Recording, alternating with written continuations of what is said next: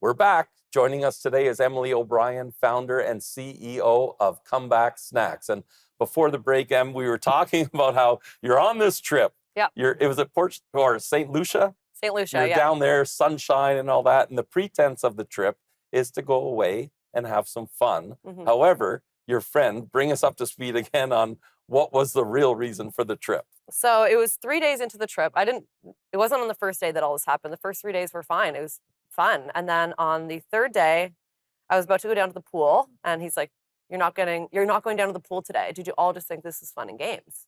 And I said, yeah, but he had this like completely like lifeless look in his eye that is a completely different person. And so I had to get in the car with people I didn't know, and we went to this place that looked like a bed and breakfast. And that's when he told me that we're here to work. So we get to this place that looks like a bed and breakfast. Often you think in movies, oh, there's like guns and drugs and people and thrones with like weapons. It wasn't like that at all. It was like an elderly lady, and she's like, thank you so much for doing this.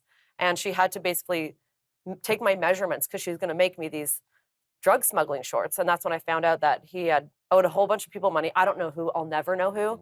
But when he booked the tickets, he sent my passport information to them, saying that I was confirmed to smuggle drugs back with him. So these are St. Lucia, and you're just, in your mind, you're thinking of what it is, like from what you've seen in the movies and stuff like that, of kind of now you're in it and living it live. Yeah. What's going through your mind at this point?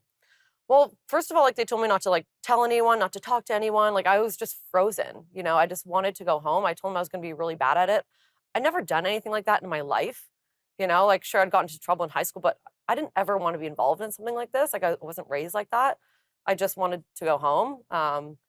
And so on the last day, I was still like suited up with 2 kilograms of cocaine and put on the airplane. Now, were you gone for a week? So this is day 3. So Yeah. now you have 3 or 4 more days left of the trip. Yeah. What's going through your mind knowing, I guess, what's coming up in 3 or 4 days? How are you feeling at this point? How are you getting along with this person? Awful. I actually like left the resort. I went out by myself, got extremely drunk. I just wanted the time to pass. But on the last day, I made sure that I was sober because I knew that I wanted my body language to be the loudest language in the room. I made the conscious choice not to just drink and try to pretend like I wanted this to happen, And do they come to you with, was it cocaine? Or Yeah. That's what you're smuggling back is cocaine. So Yeah. do they come to you and suit you up with the undergarments and stuff and put it on for you? Or how do they approach, or who does it too? Is it these nasty looking guys? No, it was the grandma lady. Like she was really nice. And there's a couple other people there at this house. So the Wednesday we go to the house, they take the measurements.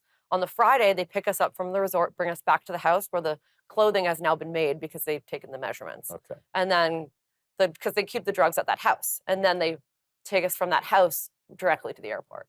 And now you're going to the airport, you're coming home, your so-called friend is with you too. Does he have stuff? He does. He's doing it as well. Yeah, he's trying to tell me everything's going to be fine. Apparently he's done this before, and I'm just so mad at myself that, I made all these errors in judgment. But again, I just want to go home. I didn't know what the punishment was going to be for this. I just truthfully want to go home, and I wanted to go home safely in one piece. So you're at the airport. You get through the airport at St. Lucia somehow, right? Like that security was fine.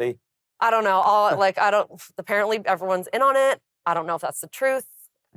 Obviously, things that were told to me were lies. And so I'll never really know the full truth of who knew, who didn't know, who's in on it, who's not. Right. Because you breezed through that part of it. Yeah. But now it wasn't a body scan. It was just a metal detector. Okay. So now you come back to Toronto and things get even crazier. Yeah. So we're going through the first checkpoint, and I'm just irritated. I want to go home. I want to get these off me. And I'm done protecting him, you know what I mean? But I'm still not going to sabotage the operation, because if I go out screaming, hey, like help me, then it's my fault for losing these drugs that aren't mine. So that's really dangerous, right? So I'm just doing my best. I keep my head down, but obviously my eyes are darting all over the place. We get through the first question, like when they ask you like where you've been, how long you've gone for, they give you that paper and it's got like a number on it. You don't know what it means. Right. Then you go to baggage, pick up your bags if you have any, and then there's one last checkpoint. Like you can see the people with the signs, the welcome signs, and then the guy, the guard at that checkpoint is like, show me your slip, so you have to hand it in. And he's like, you got to go right. And that's when we began to be questioned. So you go now, like we've all gone through that, and you just usually hand the slip and keep going.